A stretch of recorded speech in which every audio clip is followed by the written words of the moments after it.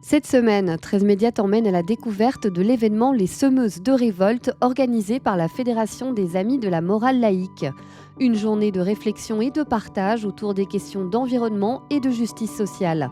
Je vous propose de découvrir ensemble l'événement, ses intervenantes et l'association.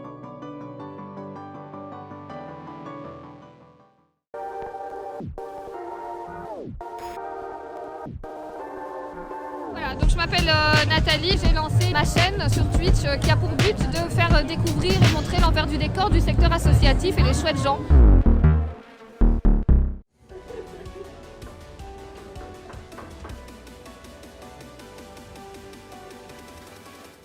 C'est avec un certain plaisir, je veux dire, un grand plaisir, que nous vous accueillons ici.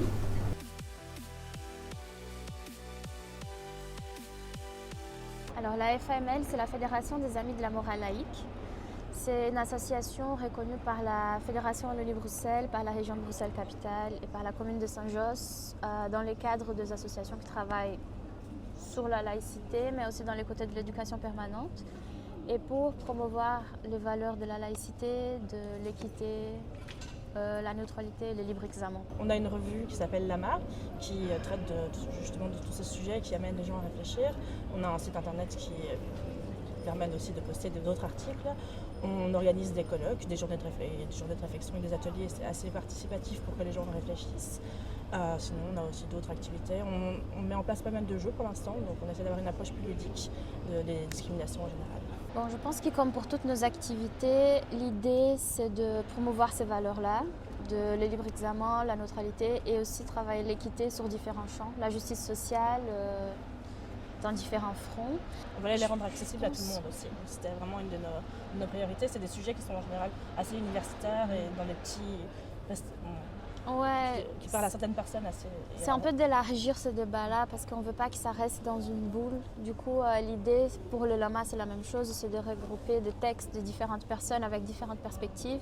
Et aussi, on n'a pas envie que, par exemple, l'écoféminisme, déjà, il y a beaucoup de gens qui ne savent pas qu'est-ce que c'est, mais en fait, c'est la communion des deux luttes qui sont très connues, que c'est le féminisme et que c'est les questions environnementales pour l'écologie. Mais quand même, le terme écoféminisme, il est beaucoup employé dans les milieux académiques et on a envie un peu d'élargir ce débat et de travailler sur la collaboration, sur la participation des gens avec des activités, des événements comme ça qui sont ouverts au public.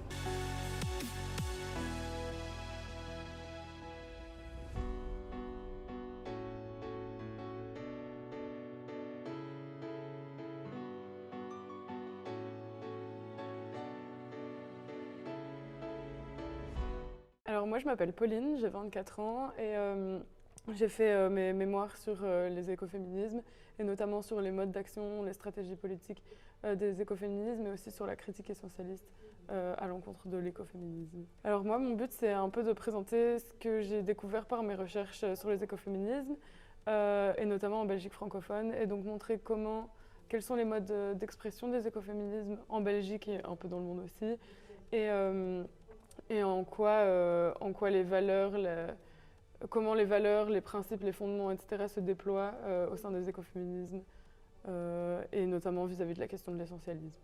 Les écoféministes sont nés dans la pratique à peu près en même temps qu'ils sont nés dans le monde un peu théorique et académique, mais pas de manière très proche et enracinée les uns avec les autres.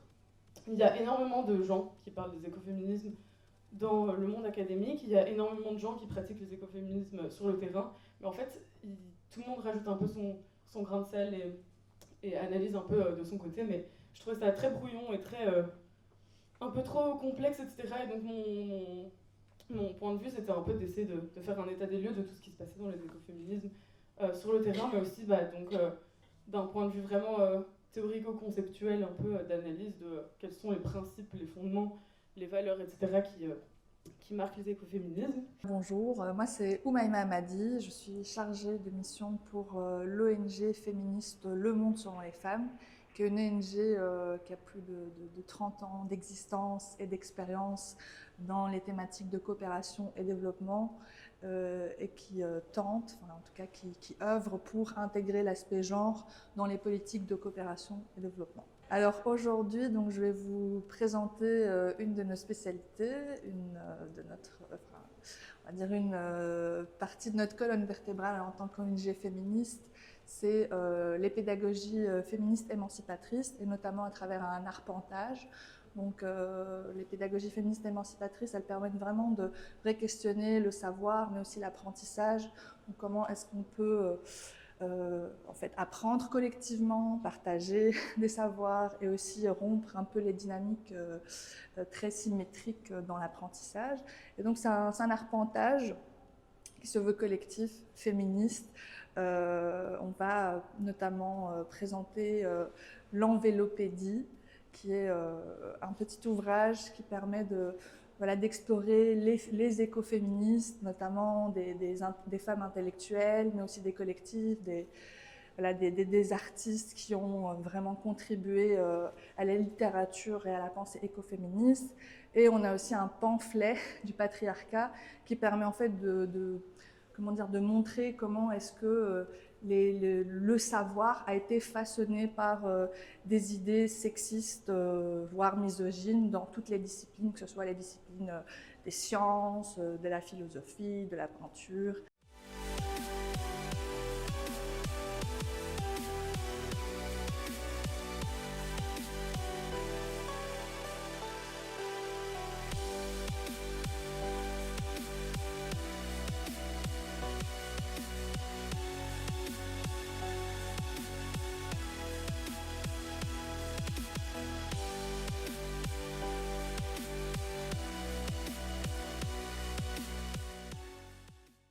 Moi, j'ai toujours le réchauffement climatique, ça va affecter la Terre, oui, mais la Terre, elle s'en sortirait bien mieux sans nous.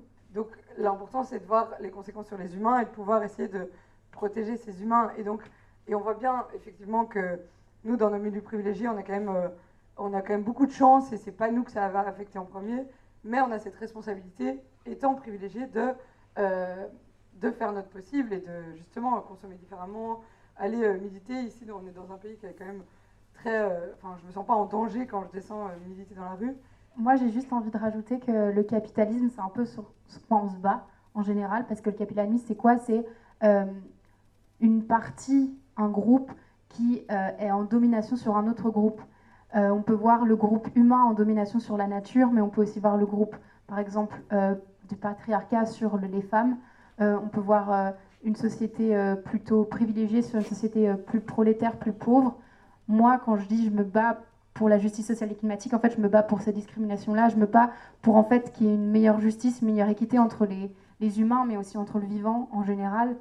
Et quand je dis je me bats pour la vie, c'est pas une blague, c'est pas juste pour faire joli, c'est vraiment que j'ai vraiment envie de vivre cette vie.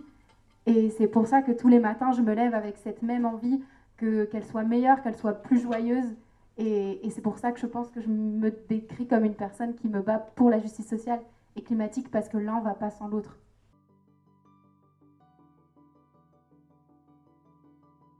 Un sujet sur lequel vous voudriez que d'autres personnes vous entendent. Et donc, il y a un véritable échange qui se fait pendant ces journées. Et j'en profite également pour les peindre ou peindre leurs fermes.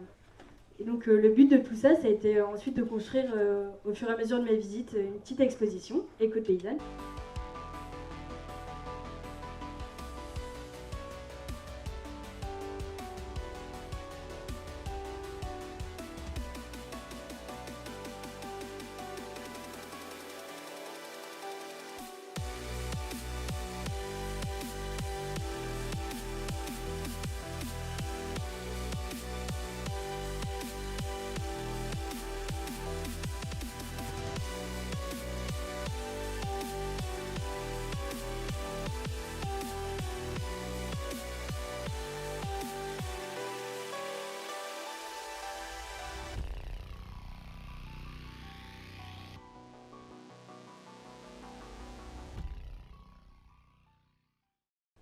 C'est remettre l'amour, l'amitié, la delphité au centre.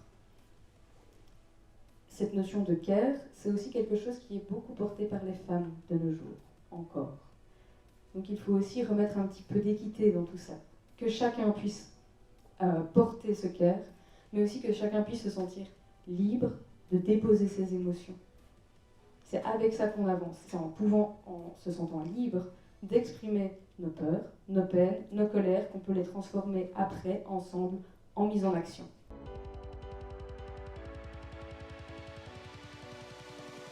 Solidarité, espoir, ça me fait plaisir de le voir. Le corps, magie, la joie aussi. Merci pour cette petite participation.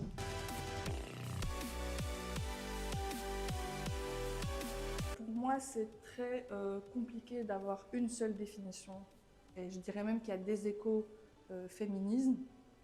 Mais en tout cas, moi, ce qui m'a le plus touchée, interpellée dans la littérature écoféministe, c'est vraiment comment est-ce que les écoféministes ont permis de démontrer le lien qui existe entre l'exploitation de la biodiversité, de la terre, du vivant, de la nature, comment est-ce que notre système économique et politique se permet d'exploiter la terre de façon complètement violente, sans fin, sans frein, et comment ces mêmes mécanismes se retrouvent dans la domination du patriarcat. Donc comment est-ce qu'on traduit ces façons d'exploiter dans l'exploitation des femmes. Voilà. Alors les écoféminismes, pour moi, c'est l'entrelacement de tous les systèmes de domination qui agissent à l'encontre de personnes discriminées. Et donc c'est l'idée de déconstruire ces systèmes de domination et de créer de nouvelles utopies, de nouveaux imaginaires pour penser un monde plus juste et plus durable, plus inclusif.